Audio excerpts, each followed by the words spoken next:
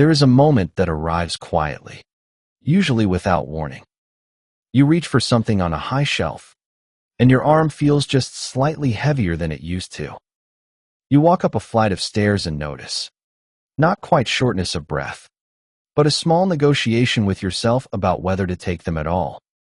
You finish a sentence and realize the word you wanted hovered just outside your reach for an extra second. These moments are easy to dismiss. They seem too small to matter, too gradual to name. But they accumulate, and in their accumulation, they shape something larger. The slow, quiet transition from full independence to the first subtle dependencies that most people never see coming. The common story we tell ourselves about aging is that it simply happens, that these changes are inevitable, random, and largely beyond our influence. But beneath the surface, something far more organized is taking place. The body is communicating with itself through a network of signals so intricate that scientists are still mapping its connections. And those signals, it turns out, are not fixed. They respond to how we live, what we eat, when we rest, how we move, and even how we understand our own place in the world. What you are about to explore is not a set of rules or a prescription for turning back time. It is something more valuable, a map of the territory, a way of understanding what is actually happening inside the body during the second half of life, and why some people navigate these decades with preserved strength and clarity while others experience a much steeper decline. The difference is not luck. It is not genetics alone. It is something far more accessible and far more interesting than either of those things. You are listening to the Longevity Library, where we archive the wisdom of healthy aging. The long view. Understanding the body's second half. There comes a time in life when the body begins to communicate differently. The signals that were once familiar, predictable energy patterns, stable weight, restful sleep, gradually shift into something less recognizable. For many, this transition begins quietly in the mid-30s and unfolds over the following 2 decades. It is not a single event, but a long arc of change. And understanding its shape makes all the difference in how we experience it. What follows is not a guide to reversing anything. It is not a protocol or a prescription. It is an exploration of what happens beneath the surface during the second half of life, and how people across cultures and generations have learned to work with these changes rather than against them.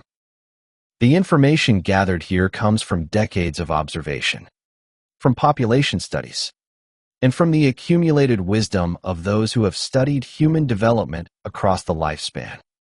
If you are in your 60s or beyond, much of what follows may already be familiar in your body, even if the reasons have never been fully explained. If you are earlier in the journey, consider this a map of the territory ahead, not to fear, but to navigate with greater awareness. The architecture of change. Every human body is built around systems of communication. Hormones are one part of that communication network, chemical messengers that travel through the bloodstream, carrying instructions from one part of the body to another. They tell tissues when to grow, when to rest, when to release energy, and when to store it. For decades, this system runs with remarkable precision. Then, gradually, the messages begin to change. This is not a design flaw. It is a natural progression, built into the human lifespan. The body that successfully guided you through growth, reproduction, and the demands of midlife was never intended to remain in that exact state indefinitely. What feels like disruption is actually transition, a fundamental reorganization of how the body manages energy, repairs itself, and responds to the world. The difficulty is that this transition rarely announces itself clearly. It arrives as a collection of small changes that, taken individually, seem unrelated. Sleep becomes lighter. Weight distributes differently. Energy fluctuates in unfamiliar patterns. The mind, once quick and reliable, sometimes feels foggy. These are not separate problems requiring separate solutions. They are expressions of a deeper shift in the body's operating system. To understand this shift, it helps to look at the major players in the endocrine system and how their relationships change over time. Not as isolated actors, but as an ensemble whose dynamics shift with the years. The priority system. In any complex system, some elements take precedence over others. The body is no exception. Among the many hormones that orchestrate daily function, one stands above the rest in terms of survival priority. This primary hormone governs how the body responds to demand, pressure, and perceived threat. It influences blood sugar, blood pressure, and immune activity. It follows a natural rhythm, rising in the morning to support wakefulness and declining through the day to allow rest. When this rhythm holds steady, the body operates with a sense of underlying calm. But this system is also sensitive. It responds to the demands placed upon it, not just physical demands, but emotional and mental ones as well. When demands accumulate faster than the body can process them, this natural rhythm begins to distort. Morning levels may climb higher than they should, or evening levels may fail to decline properly. Sometimes the pattern flattens entirely, with neither peak nor valley. The effects of this distortion ripple outward. Because this hormone influences so many other systems, its dysregulation creates secondary effects elsewhere. Blood sugar becomes harder to control. Sleep fragments. The body holds on to fat in ways it previously did not. Other hormonal systems, sensing the imbalance, begin to compensate in ways that create further disruption. This is why, in the sequence of addressing age-related changes, this primary system often deserves first attention. Until its rhythm stabilizes, other interventions have difficulty taking hold. Research from several universities has documented the long-term consequences of a persistently elevated pattern. One study followed women in their 40s, measuring morning levels and then imaging their brains years later. Those with higher morning readings showed, on average, measurable differences in brain structure and memory performance compared to those with steadier rhythms. This was not about dramatic pathology, but about gradual, cumulative effect, the kind that unfolds over decades rather than months. The encouraging news is that this system responds to intervention. It is not fixed. The rhythm can be restored, and with it, the conditions for other systems to rebalance. The energy regulators. Once the primary stress system finds better rhythm, attention can turn to the hormones that govern metabolic rate and energy production. These are produced in a small gland at the base of the neck, and they influence virtually every cell in the body. Think of them as adjusting the pace at which cells work. When levels are adequate, cells convert fuel to energy efficiently. When they drift too low, everything slows: digestion, cognition, temperature regulation, even the beating of the heart. When they drift too high, the opposite occurs, though this is less common in the older population. What makes this system complicated is that its function depends on multiple factors. The gland itself must be healthy. The brain must be sending proper signals. The cells must be able to convert the storage form of these hormones into the active form. And all of this depends on adequate supplies of specific nutrients, minerals, and vitamins that many people, particularly as they age, do not consume in sufficient quantities. Population studies suggest that mild underfunction of this system becomes more common with age, particularly among women. The reasons are not fully understood, but they appear to involve both the gland itself and the body's changing ability to activate the hormones it produces.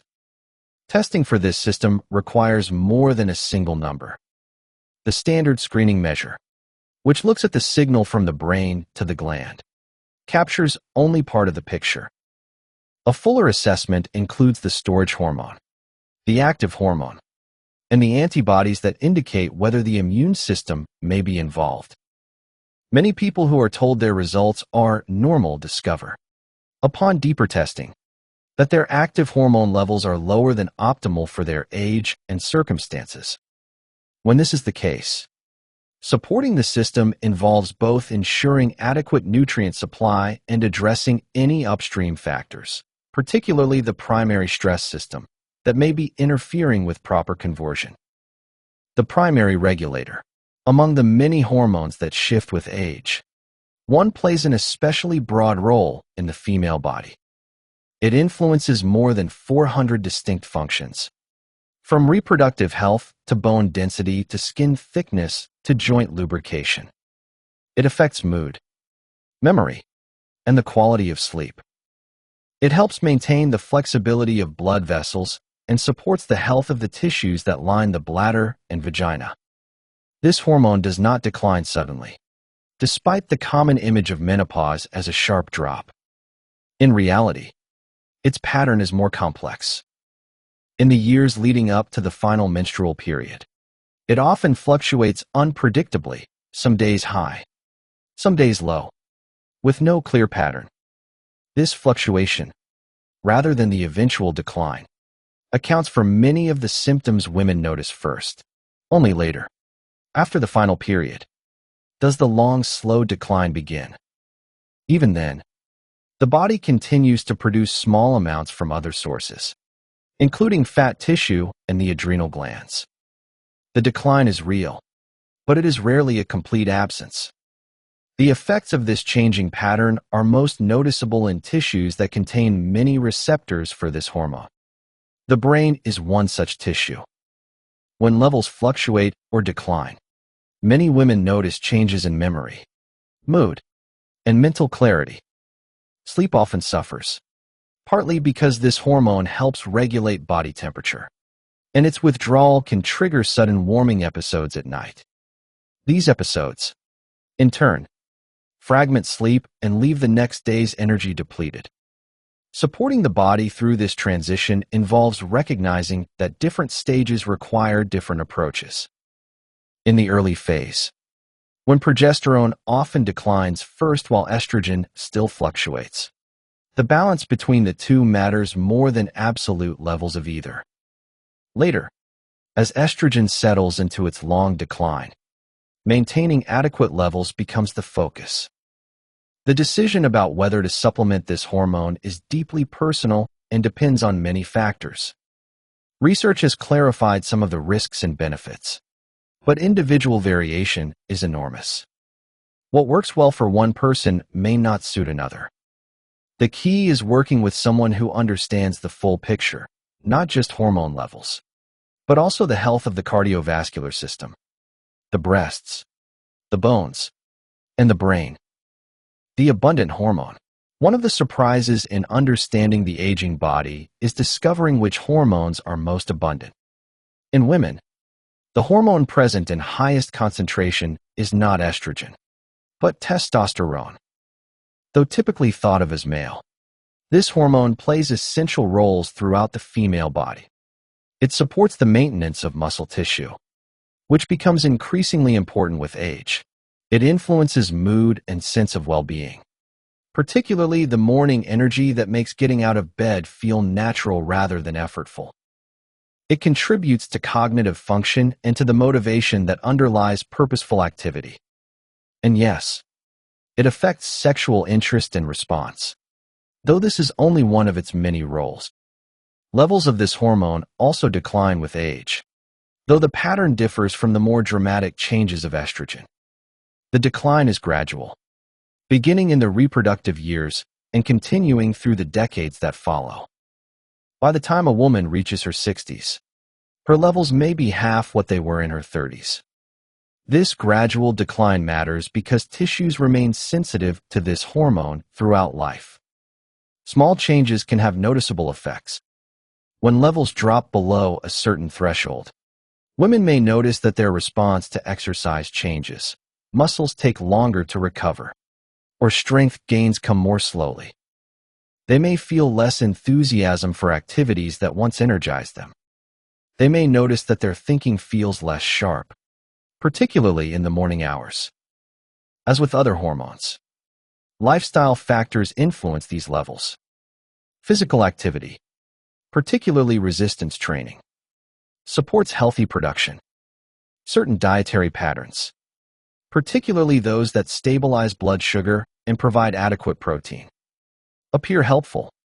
For some women, when levels fall significantly and symptoms interfere with quality of life, supplementation becomes an option worth discussing with a knowledgeable practitioner. The balance between estrogen and progesterone. If hormones are messengers, then the relationship between messengers matters as much as the messages themselves. This is particularly true for estrogen and progesterone, which function as a pair throughout reproductive life and into the years that follow. In a simplified model, estrogen builds and stimulates. It thickens the uterine lining, prepares the body for potential pregnancy, and supports the many functions described earlier. Progesterone balances and calms. It matures the uterine lining, prepares it to support a pregnancy if one occurs, and promotes sleep and relaxation. The two work together, their levels rising and falling in a coordinated dance across each menstrual cycle. As the body approaches the end of reproductive years, this coordination falters. Progesterone often declines first because it depends on ovulation, and ovulation becomes less reliable. Estrogen may continue to fluctuate for years, sometimes rising higher than before, sometimes dropping unpredictably. The result is a state where estrogen dominates relative to progesterone, even if absolute levels of both are changing. This relative dominance explains many of the symptoms that appear in the perimenopausal years. Heavy bleeding, breast tenderness, mood swings, and sleep disruption all can result from estrogen unopposed by adequate progesterone.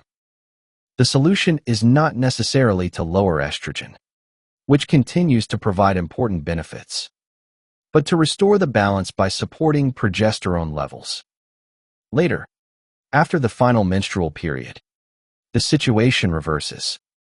Estrogen declines to its postmenopausal baseline, and progesterone production from the ovaries nearly ceases. The balance shifts again, this time toward a state where both hormones are low, and the symptoms reflect estrogen deficiency rather than estrogen dominance. Understanding which phase you are in, and this can only be determined by tracking symptoms and, when helpful, measuring hormone levels, guides the approach to support. What helps in early perimenopause may not be appropriate in late perimenopause or postmenopause, and vice versa.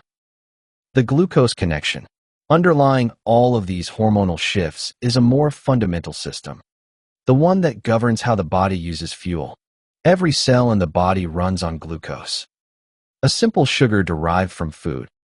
But glucose does not enter cells on its own. It requires a signal, insulin, to open the door. When cells respond readily to insulin, glucose enters efficiently and blood levels remain stable. When cells become less responsive, the pancreas must produce more insulin to achieve the same effect. This state, known as reduced insulin sensitivity, can exist for years without affecting blood glucose measurements. Insulin rises, but glucose, for a time, remains normal. This matters because insulin is not merely a glucose manager. It is also a growth signal, and high levels tell the body to store energy rather than release it. They promote fat storage, particularly around the midsection. They can drive inflammation. They may influence the behavior of other hormones, including those discussed earlier. The transition years often bring changes in insulin sensitivity. The reasons are complex, involving changes in body composition, physical activity, and the interactions between hormones. Women in particular may notice that foods they once handled easily now cause blood sugar swings, with resulting energy crashes and cravings. Tracking this system requires looking beyond the standard fasting glucose test. Because insulin changes years before glucose rises, measuring fasting insulin provides earlier information. A 2-hour glucose challenge test, measuring both glucose and insulin after a sugar load, reveals how the system responds to a real-world challenge. Continuous glucose monitoring, now available to consumers, shows the effects of specific foods and activities in real time. The goal is not perfect glucose readings at every moment. The body naturally fluctuates throughout the day. The goal is to avoid the extremes, the sharp spikes that stress the system and the crashes that trigger cravings and fatigue. When glucose stays within a relatively narrow range, energy remains steady, and the hormonal systems that interact with glucose have a chance to find their own balance. The tissue that stores and the tissue that burns. Body composition changes with age. And these changes are not merely cosmetic. They have profound implications for metabolic health, hormonal balance, and long-term function. 2 types of tissue matter most in this conversation. The first is muscle, which is metabolically active. It burns energy even at rest, and it serves as the body's primary reservoir for disposing of glucose. After a meal, muscle tissue takes up a significant portion of the glucose from that meal, removing it from the bloodstream and storing it for later use. The second is fat, which is not merely stored energy, but an active endocrine organ. Fat cells produce hormones and signaling molecules that influence inflammation, insulin sensitivity, and even the conversion of other hormones. The location of fat matters as much as the amount. Fat stored around the midsection, particularly deep within the abdomen, differs metabolically from fat stored elsewhere. With each passing decade, the balance between these tissues shifts. Muscle mass tends to decline unless actively maintained. Fat mass tends to increase, particularly in the abdominal area, even if total weight remains stable. This shift affects metabolism in 2 ways. The engine that burns fuel shrinks, while the tissue that promotes insulin resistance grows. The numbers illustrate this pattern. Research following large populations suggests that adults lose, on average, 3 to 5 pounds of muscle per decade after age 30, while gaining a similar amount of fat. Over 2 or 3 decades, this represents a significant change in body composition, even for those whose weight on the scale has not changed. This shift helps explain why the same eating pattern that maintained weight at 40 may lead to gradual gain at 60. It also explains why physical activity, particularly the kind that maintains or builds muscle, becomes increasingly important with age. Muscle tissue is not merely for strength and mobility. It is metabolic currency, and maintaining it supports every other system in the body. The question of fiber. Among the many dietary factors that influence hormonal health, fiber deserves special attention. It is not glamorous. It does not appear in headlines, but its effects ripple through multiple systems. In the digestive tract, fiber serves multiple functions. It slows the absorption of glucose, preventing sharp spikes after meals. It feeds the beneficial bacteria that populate the large intestine, supporting a healthy microbiome. And it binds to certain substances in the digestive tract, including hormones that have completed their work, and carries them out of the body. This last function matters because hormones do not simply disappear after they have delivered their message. They circulate, are processed by the liver, and are excreted through the bile into the digestive tract. Once there, they can either be eliminated or reabsorbed back into circulation. Fiber tips the balance toward elimination. When fiber intake is low, hormones that should be eliminated may be reabsorbed, prolonging their activity in ways that may not be beneficial. This is particularly relevant for estrogen, which can cycle through this pathway multiple times if insufficient fiber is present to bind it for elimination. Population surveys suggest that typical fiber intake falls well below recommended levels. The average adult consumes about half the amount associated with better health outcomes across multiple studies. Reaching higher intakes requires deliberate effort, choosing whole grains over refined, including vegetables at most meals, incorporating beans and lentils, eating fruits rather than drinking them. For those seeking to increase fiber, gradual change works better than sudden increase. The digestive system adapts over time, and too much too quickly can cause discomfort. Adding a serving of vegetables at lunch, switching to whole grain bread, including a bean-based meal once or twice weekly. These small shifts accumulate into meaningful change. The stress of modern life. Any discussion of hormonal health must acknowledge the context in which modern humans live. The bodies we inhabit evolved over hundreds of thousands of years in environments very different from the ones we occupy today. This mismatch between our biology and our circumstances creates strain that affects every system, including the hormonal one. Consider the nature of stress in ancestral environments. Threats were acute and brief, a predator to flee, a conflict to resolve. The stress response mobilized energy, sharpened focus, and then, once the threat passed, subsided, the system returned to baseline, ready for the next challenge. Consider the nature of stress today. It is often chronic and low-grade rather than acute and intense. Financial pressures, relationship strains, work demands, news cycles, these do not resolve quickly. They linger, keeping the stress system mildly activated for weeks, months, or years. The body was not designed for this pattern. This chronic activation has consequences. The hormone that governs stress response remains slightly elevated. Its natural rhythm flattened. Blood sugar drifts upward. Sleep fragments. The immune system operates differently, sometimes becoming overactive in ways that contribute to inflammation. Other hormonal systems, sensing the primary system's dysregulation, attempt to compensate, creating cascading effects. Surveys tracking stress levels over recent decades show increases across all demographic groups, with women reporting higher levels than men. The reasons are complex and likely involve both the demands women face and their greater tendency to internalize stress.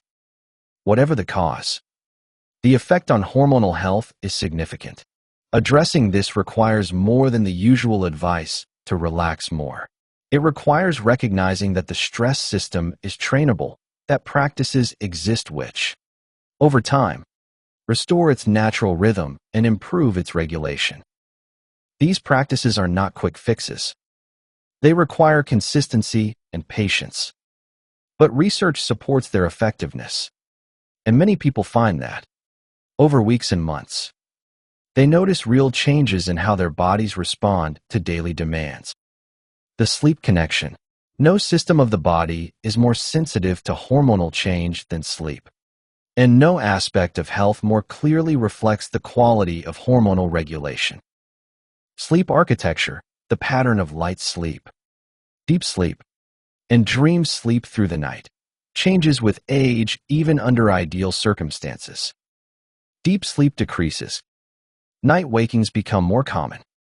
The body's internal clock may shift, making it harder to stay asleep until morning. Hormonal changes amplify these tendencies. The hormone that promotes sleep and calm declines early in the transition. The hormone that regulates body temperature, when it fluctuates, can trigger sudden waking episodes accompanied by heat and sweating. The stress hormone, when elevated at night, interferes with the natural progression through sleep stages. The result is a pattern familiar to many: falling asleep easily enough, then waking in the early morning hours, unable to return to sleep, or waking multiple times through the night, never quite reaching the deep, restorative stages, or waking after a full night's sleep still feeling unrest. as if sleep never quite did its job. Sleep disruption is not merely a symptom of hormonal change. It is also a cause of further dysregulation. Poor sleep elevates next-day stress hormone levels, increases hunger signals, reduces insulin sensitivity, and impairs cognitive function. A vicious cycle develops. Hormones disrupt sleep, and poor sleep disrupts hormones. Breaking this cycle requires addressing both sides. The hormonal contributors need attention, supporting the sleep-promoting hormone, stabilizing temperature regulation, calming the stress system. But behavioral factors matter too. Consistent bedtimes and wake times, regardless of how the night went. Limited exposure to bright light in the evening. A bedroom environment that supports sleep, cool, dark, quiet. Time to wind down before bed, allowing the nervous system to shift from daytime activity to nighttime rest.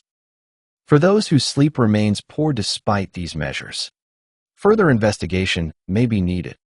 Sleep apnea becomes more common with age and can masquerade as insomnia. Restless leg syndrome, which also increases with age, can fragment sleep. Acid reflux, which many people experience without obvious symptoms, can cause microarousals that never fully wake the person but prevent deep sleep. The food environment. The question of what to eat grows more complex with age, not less. The same foods that served well at 30 may produce different effects at 60. The body's changing metabolism, its shifting hormone levels, and its gradual loss of muscle all influence how it responds to what we feed it. Some patterns, however, emerge consistently from research. Populations that eat fewer processed foods tend to have better health outcomes across multiple measures. This is not about eliminating all convenience or treating certain foods as forbidden. It is about recognizing that foods created in factories, with long ingredient lists and industrial processing, affect the body differently than foods that come from plants and animals in relatively unaltered form. The reasons are multiple. Processed foods tend to deliver glucose more quickly, spiking blood sugar and demanding more insulin. They often contain combinations of sugar, fat, and salt that override the body's natural satiety signals, encouraging overconsumption. They may lack the fiber that slows absorption and feeds beneficial gut bacteria. Some contain additives whose long-term effects are not fully understood. Protein deserves particular attention in later years. The gradual loss of muscle described earlier can be slowed, and to some extent reversed, by adequate protein intake combined with physical activity. But protein needs may increase with age, even as appetite and food intake sometimes decrease. Ensuring adequate protein at each meal, not just at dinner, but at breakfast and lunch as well, supports muscle maintenance and provides steady energy. Fat, too, plays essential roles. The hormones discussed throughout this piece are built from cholesterol and fats. Severely restricting fat can impair the body's ability to produce adequate hormone levels, particularly when other systems are already under strain. The type of fat matters, those from plants, fish, and animals raised on appropriate diets differ from industrial seed oils and hydrogenated fats, but fat itself is not the enemy. Vegetables provide the fiber, vitamins, minerals, and phytonutrients that support every system. A practical target that appears in many dietary guidelines is roughly a pound of vegetables per day, spread across meals, prepared in ways that make them appealing. This is not a small amount, but it is achievable with intention. A salad at lunch, cooked vegetables at dinner, maybe vegetables blended into a smoothie or roasted as a snack. The movement prescription, physical activity, changes everything it touches. It improves insulin sensitivity, helping muscles clear glucose from the bloodstream. It supports muscle maintenance and, with sufficient intensity, muscle growth. It helps regulate the stress system, providing an outlet for accumulated tension. It supports sleep, mood, and cognitive function. But not all activity produces the same effects. The kind of movement that helps one system may, if overdone, challenge another. Aerobic activity, walking, swimming, cycling, dancing, supports cardiovascular health, improves endurance, and helps regulate weight. For most people, regular moderate aerobic activity forms the foundation of a healthy movement practice. Brisk walking for 30 to 40 minutes most days provides benefits with relatively low risk of injury. Resistance training, activities that challenge muscles against resistance, becomes increasingly important with age. This includes lifting weights, using resistance bands, practicing yoga that includes standing poses, or doing bodyweight exercises like squats and push-ups. Resistance training sends signals to the body to maintain muscle, and muscle, as described earlier, is metabolic currency. Flexibility and balance work round out the picture. Activities like Tai Chi, yoga, and dedicated stretching maintain range of motion and reduce fall risk. Falls are a major cause of disability in later years, and balance training has been shown to reduce their likelihood. The challenge for many is finding the right balance. Too much high-intensity activity, particularly without adequate recovery, can elevate stress hormones and create the opposite of the desired effect. Too little activity allows the gradual declines described earlier to accelerate. The sweet spot varies by individual, but a pattern that includes some of each type, with attention to how the body responds, serves most people well. The social dimension. Humans evolved as social creatures, and the hormonal systems that regulate stress and reproduction are sensitive to social context. Isolation and loneliness register in the body as stressors, activating the same pathways as physical threats. Connection and belonging, by contrast, support regulation and calm. Research tracking large populations over time suggests that social connection predicts health outcomes as strongly as many conventional risk factors. People with strong social ties tend to live longer, with lower rates of cardiovascular disease, cognitive decline, and depression. The effect is not small. For those in the second half of life, maintaining social connection requires intentionality. Work relationships may fade after retirement. Children move away. Friends relocate or develop health problems that limit interaction. Communities that once formed naturally through school, work, or neighborhood may require effort to sustain. The quality of connections matters more than quantity. A few close relationships, in which people feel seen and supported, provide more benefit than many superficial ones. But some interaction, even with acquaintances, appears helpful. The checkout conversation, the nod to a neighbor, the brief exchange at a community event, these small moments signal belonging. Purpose also matters. Having reasons to get up in the morning, projects that engage attention, roles that provide meaning. These elements of life support hormonal regulation in ways that are difficult to measure but unmistakable in their absence. Purpose need not be grand.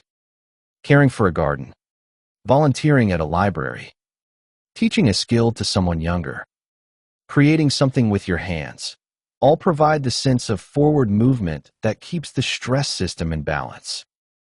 The environmental layer. Beyond the choices individuals make about food and activity lies the larger environment in which they live.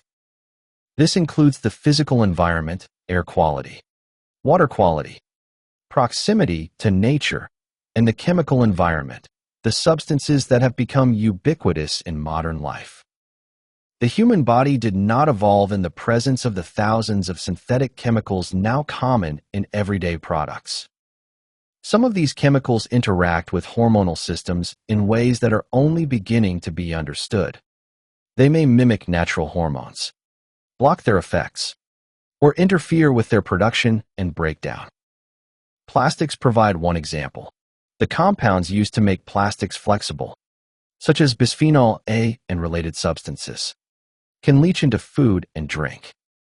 These compounds have been shown in laboratory studies to interact with hormone receptors. The human significance of low-level exposure remains debated, but many researchers recommend reducing exposure where practical. Pesticides, flame retardants, nonstick coatings, personal care products all contain compounds that may affect hormonal health. The research is complex, the effects subtle, and the recommendations necessarily cautious. For those interested in reducing exposure, practical steps include choosing fresh foods over packaged when possible, using glass or stainless steel for food storage, and selecting personal care products with simpler ingredient lists. The goal is not perfection. Complete avoidance of synthetic chemicals in modern life is impossible, and the stress of attempting it may outweigh any benefit. But awareness of these factors, and modest efforts to reduce exposure where it is easiest, represents a reasonable approach. The long view. Taken together, these elements form a coherent picture of how the body changes in the second half of life and what supports its continued function. The hormonal shifts are real. The metabolic changes are measurable, but they are not, as sometimes portrayed, a simple decline into inevitable deterioration. The body at 60 differs from the body at 30, but it is not necessarily worse. It carries the wisdom of decades. It has learned through experience. Its systems, though changed, remain capable of regulation and response. The goal is not to maintain the function of 30 indefinitely, an impossible task, but to support the function of 60 in becoming the best version of itself. This requires a shift in perspective. The interventions that support hormonal health, steady rhythms, stable blood sugar, adequate movement, social connection are not treatments for a disease. They are foundations for a way of living. They do not promise to reverse aging, only to support the body in aging as well as it can. The research supporting these approaches comes from many directions. Population studies show patterns.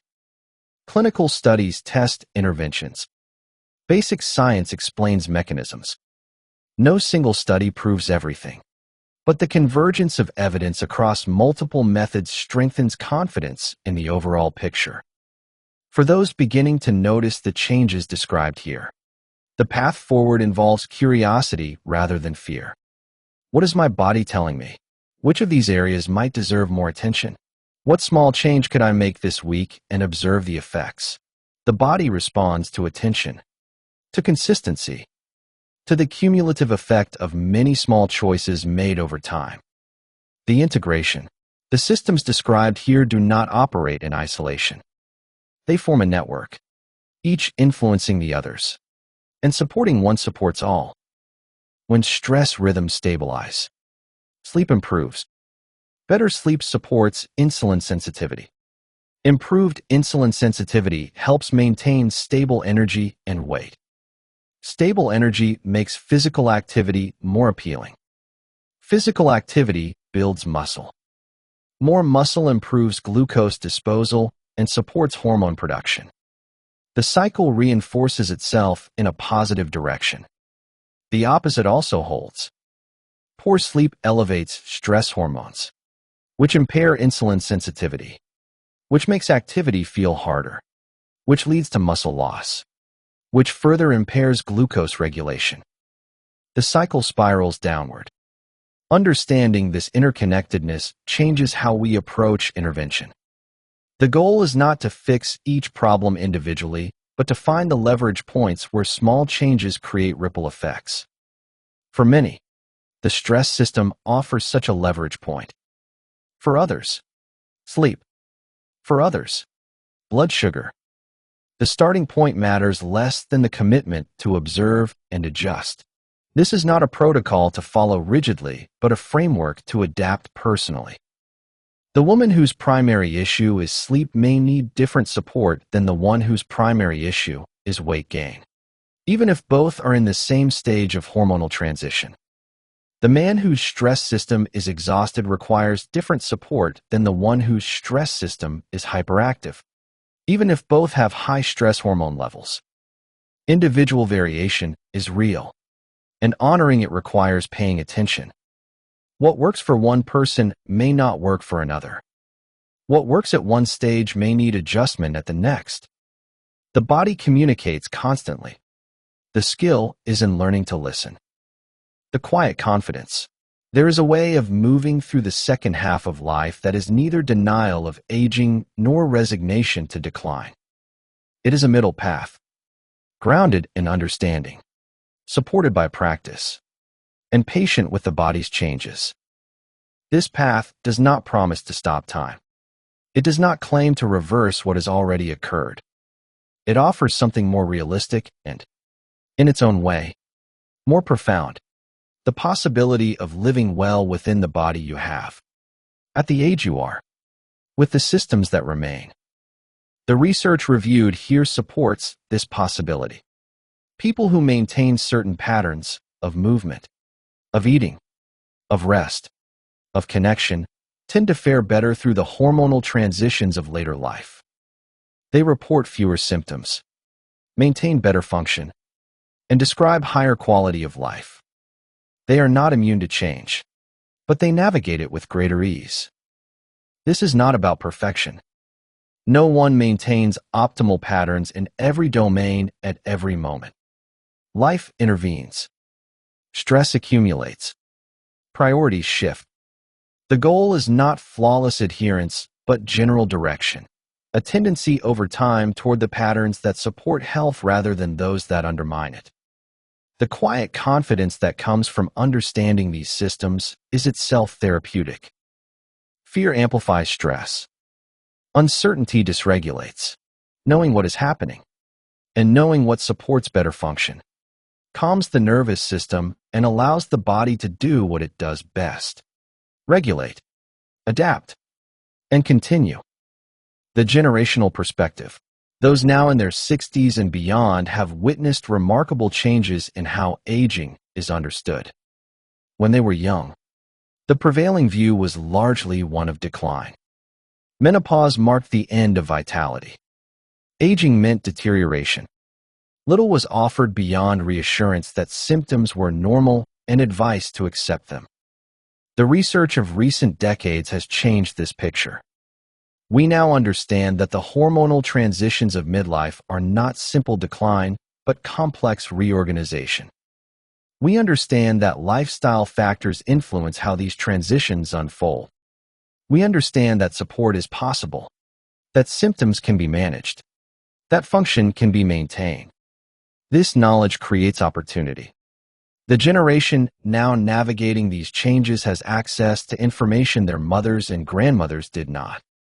They can measure their hormone levels, track their glucose, monitor their sleep. They can experiment with dietary patterns, physical activities, and stress management practices. They can work with practitioners who understand the full picture, not just the conventional approach. This is not to say the path is easy. The information can be overwhelming. The choices can feel endless. The body's changes can be frustrating even when understood. But the availability of knowledge, and the permission to use it, represents real progress. Those who come after will benefit from what this generation learns. The experiments conducted now, the patterns observed, the wisdom accumulated, all will inform the next wave of understanding. This is how knowledge advances, not through sudden breakthroughs alone, but through the accumulated experience of many individuals paying attention. The grounding practice.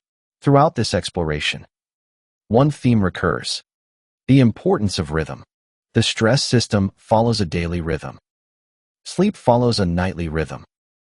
Hormones follow monthly and lifelong rhythms. Eating and activity follow their own patterns. When rhythms hold, health holds. When rhythms fragment, health fragments.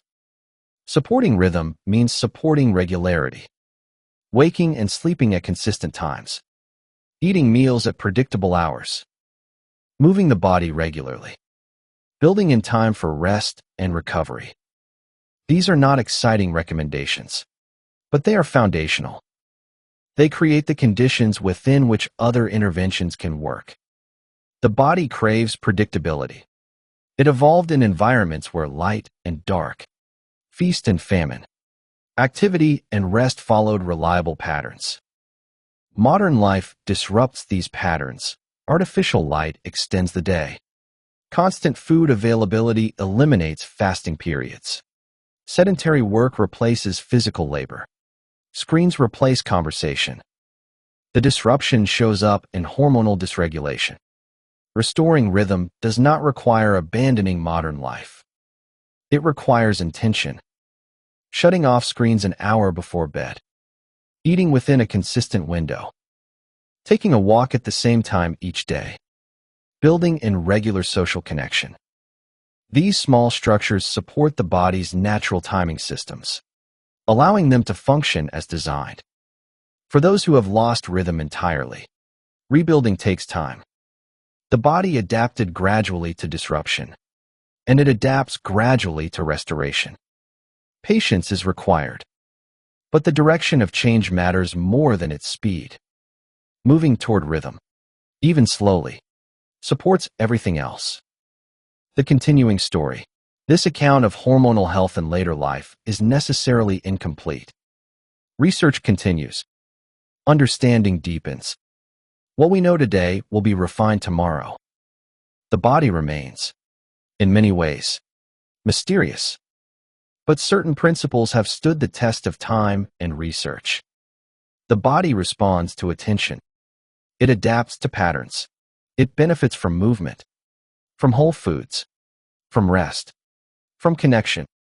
It suffers from chronic stress, from poor sleep, from isolation, from processed foods.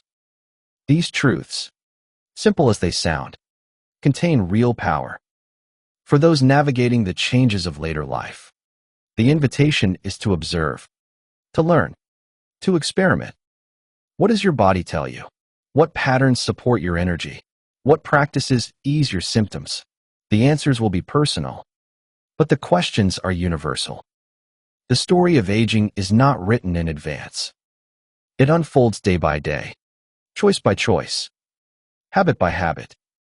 The research reviewed here suggests that many of the changes once considered inevitable are, in fact, influenced by how we live. Not controlled, influenced. Not determined, shaped. This distinction matters. It removes the burden of perfection while preserving the possibility of improvement. The body you have carried through decades of life deserves attention now, not because it is failing, but because it continues to serve. It processes food, moves through space, senses the world, connects with others. It regulates itself continuously, mostly without conscious effort, supporting its work, learning its language, responding to its signals. These are the tasks of the second half of life, and they are worthy tasks. The research continues. The understanding deepens.